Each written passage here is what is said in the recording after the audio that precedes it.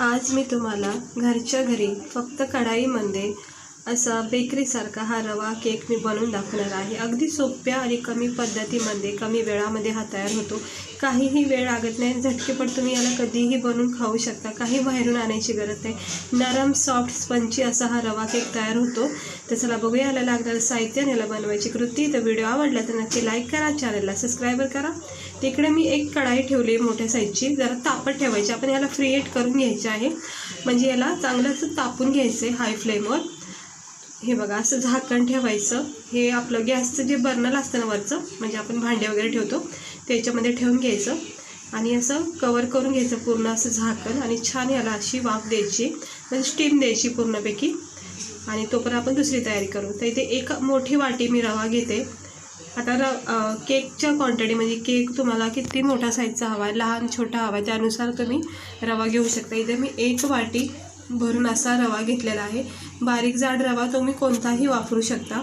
तर ते मी एक वाटी रवा टाकलेला आहे। जर तुम्ही 2 वाटी रवा टाकला तर तिथे 1.5 वाटी साखर टाकायची। इथे मी एकच वाटी रवा घेतला आहे, त्यामुळे मी इथं पाऊण वाटी साखर टाकते। हे बघू शकता, फक्त पाऊण वाटी आपल्याला साखर टाकायची, कारण आपण एकच वाटी रवा वापरलेला आहे।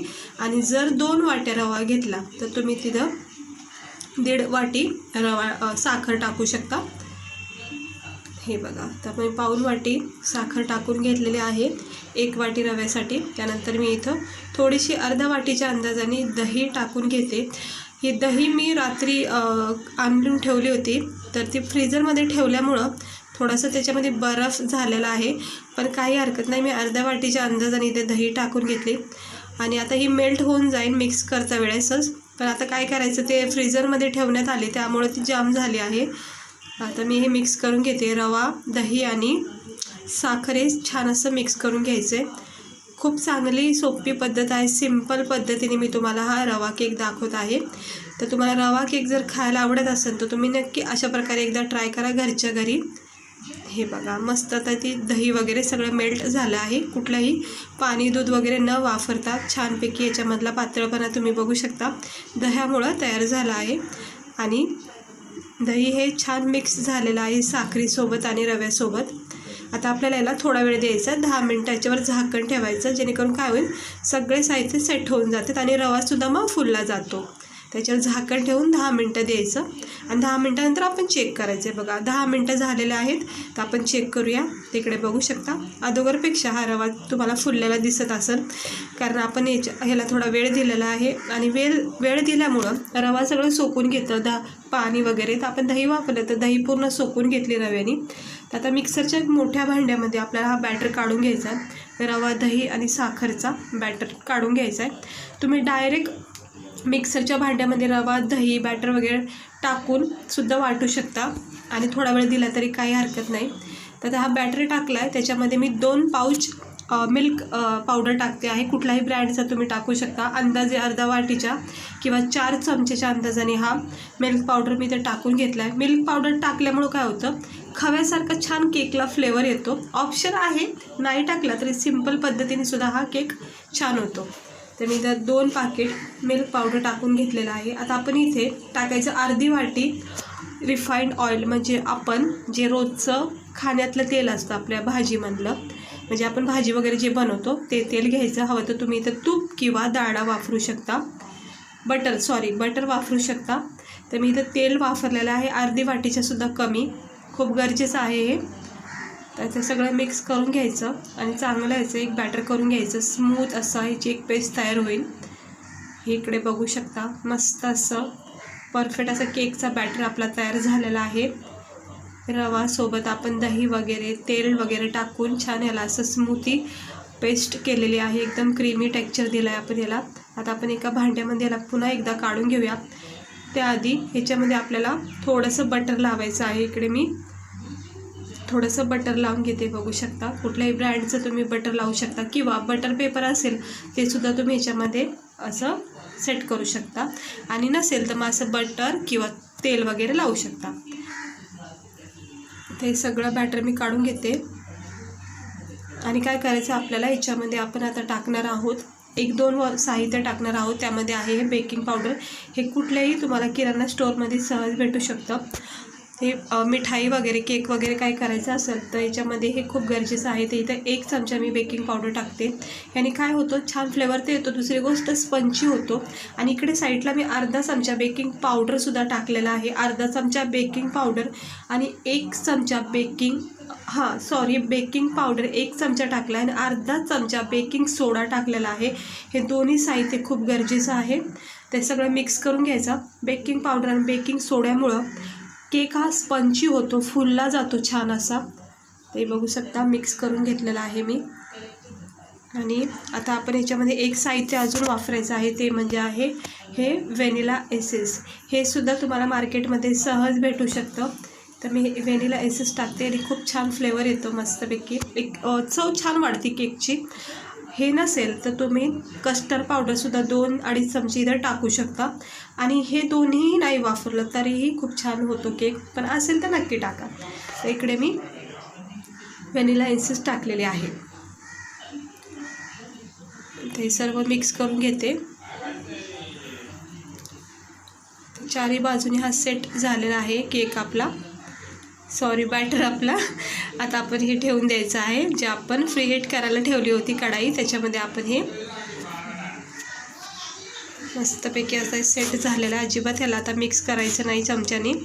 आणि लगेचच आपण याच्यामध्ये आपण ही जी तापून घेतलेली कढाई आहे त्याच्यामध्ये आपण हे हलक्या हाताने सेट करून घ्यायचं आहे, म्हणजे ठेवून द्यायचं आहे. आणि याला छान ओव्हनसारखा मग याला टेक्स्चर येतो. आणि थोड्या वेळाने थोडी स्टीम आपण ह्याची द्यायची आणि नंतर मग थोडंसं पाणी टाकून मग पाण्यामध्ये सुद्धा छान याला वाफ द्यायची. हे बघू शकता मी व्यवस्थित ठेवून घेतलेलं आहे. हे असं गॅसचं आपलं बर्नर असतं ना, म्हणजे ते स्टँड असतो ना, तो सुद्धा याच्यामध्ये तुम्ही ठेवून हे सेट करू शकता. तर झाकण ठेवायचं, कट टू कट असं झाकण लागलं पाहिजे. अजिबात कुठेही साईड उघडली नाही पाहिजे, जेणेकरून काय होईल सगळी वाफ बाहेर निघून जाईल आणि मग काही स्टीम भेटणार नाही. तर एक 5-7 मिनटामध्येच तुम्ही बघू शकता फक्त कढाई जी तापली आपली त्याच्यातच फक्त त्या नुसता हीटनीच किती छान असा हा फुलला गेलेला आहे. हे बघू शकता मस्त सहजपणे हा चाकू याच्यामध्ये गेलेला आहे. पण थोडासा बॅटर चांगला फुलला झाला पाहिजे, त्यामुळे मी ते थोडंसं पाणी वापरते. अर्धा कप पाणी टाकलेलं आहे मी याच्यामध्ये. आता उरलेला जो केक आहे ना तो मी पाण्यावर स्टीम देणार आहे. अर्धा केक जो आहे मी तो बेक केलेला आहे मस्त स्टीममध्ये. आता हे बघू शकता. आता आपण ह्याला परत 5 मिनिटांनी चेक करूया. मंद आचेवर ठेवून द्यायचं आणि मग 5 मिनिटांनी चेक करायचं. पाणी टाकल्यामुळे झटकेपट हा केक तयार झाला असणार आहे. तर हे बघू शकता पाणी टाकल्यामुळं कसा असं फुलला गेला आहे केक, तुम्ही बघू शकता. अगोदरचा केक आणि ह्या केकमध्ये तुम्ही फरक बघू शकता, किती छान असा फुलला गेला. चाकूमध्ये जराही बॅटर टचसुद्धा झालं नाही, म्हणजे परफेक्ट हा आपला रवा केक तयार झाला आहे. स्पंची आणि एकदम स्मूथ सॉफ्ट असा हा तयार झाला आहे. कुठेही बॅटर आपल्या बोटालासुद्धा लागत नाही आहे. आता मी एक काढून घेते. हे बघू शकता काढून घ्यायचं प्लेटमध्ये. हे बघू शकता थोडंच पाणी वापरलं होतं मी. आता हे पाणी आपण टाकून द्यायचं नंतर. आता हे एका प्लेटमध्ये मी काढून ठेवले. खूप गरम आहे, फक्त याला थोडा वेळ थंड करायचं. आणि थंड झालं की हा जो आपण पॅन घेतला आहे, म्हणजे आपण जे भांडं वापरलं आहे ते भांडं असं उलटं करून घ्यायचं, म्हणजे सहजपणे केक जो आहे ना तो निघला जातो. तर मी हे उलटं करून थोडा वेळ ठेवून दिलं होतं. आता याला मी सहजपणे तुम्हाला जवळून काढून दाखवते. बघू शकता आपण कुठलाही बटर पेपर न वापरता हा रवा केक तयार केला आहे. छान असा बेक झाला आहे. बघू शकता सुरुवातीला असा बेक झाला आहे स्टीममुळं, आणि वरून जो आहे तो आपला मस्त फुलून गेलेला आहे छानपैकी. तुम्ही बघू शकता कुठेही आपला हा रवा केक तुटलेला नाही आहे, कुठं याचं बॅटर निसटलेलं नाही आहे. परफेक्ट असा हा स्पंची आणि सॉफ्ट असा हा रवा केक आपण घरच्या घरी बनवला आहे. जर तुम्हाला ड्रायफ्रूट वगैरे काही टाकायचं असेल ना, तर ज्यावेळेस आपण पीठ बॅटर मिक्स करतो ना त्याच वेळेस सेट करून घ्यायचं. मी काहीच टाकलं नाही, सिंपल पद्धतीने केलेलं आहे. आता हे जे मी छान अशी चौकन लांब आकाराचे पीस कापते, तुम्हाला आवडीनुसार तुम्ही याला कट करू शकता. ते बघू शकता सहजपणे हे जे चाकू मी याच्यामध्ये कट करते, तर सहजपणे चाकू बघा कुठेही 1 मिनटंसुद्धा बघा चिटकत नाही आहे ना, बॅटर ह्याला लागत आहे. म्हणजे परफेक्ट आपला हा केक तयार झालेला आहे. तर तुम्ही घरच्या घरी असा हा रवा केक बनवू शकता. तुम्ही पूर्ण व्हिडिओ बघितला, काही आपण जास्त याच्यात साहित्य वापरले नाही आहेत. आणि कशी बनवायची प्रोसेस आहे मी तुम्हाला दाखवली आहे. सुरुवातीला थोडी स्टीम द्यायची, म्हणजे बेकचा याला फ्लेवर येतो. आणि दुसरी गोष्ट मग नंतर थोड्याशा पाण्यामध्ये याला उकळून काढायचं, म्हणजे वाफ द्यायची. आता हे छान असे पीस मी कट केलेले आहेत. बहुतेक ठिकाणी रव्याचे केकचे पीस आपल्याला असेच भेटतात खायला.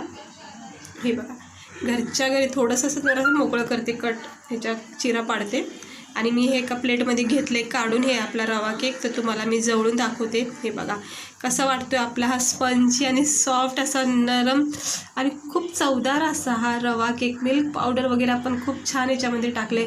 व्हॅनिला एसेन्सचा याच्यामध्ये इतका छान फ्लेवर येतो, आईस्क्रीमसारखा आहे. म्हणजे आईस्क्रीम वगैरे खातो बघा आपण व्हॅनिला एसेन्सची, तर ते मस्त अशी टेस्ट येते केकमध्ये आणि मस्त झालेला आहे परफेक्ट. इकडे बघू शकता छानपैकी असा हा रवा केक घरच्या घरी मी तयार केलेला आहे. तुम्ही ड्रायफ्रूट टाकून सुद्धा याला सर्व करू शकता, डिझाईन देऊ शकता. किती छान असा कापसासारखा हा रवा केक तयार झालेला आहे. तोंडात टाकता क्षणी इतका छान नरम सॉफ्ट आणि मेल्ट होतोय ना, मस्त झालेला आहे स्पंजी केक. घरच्या घरी तुम्ही ट्राय करा, बाहेरून आणायची काही गरज नाही. तर इतका छान होत असेल घरच्या घरी तर नक्की तुम्ही एकदा ट्राय करा आणि आवडीने तुम्ही हे खाताल. लहान मुलं तर आवडीनेच खातील याला. तर चला भेटते मी तुम्हाला पुढच्या व्हिडिओमध्ये एका नवीन रेसिपीसह.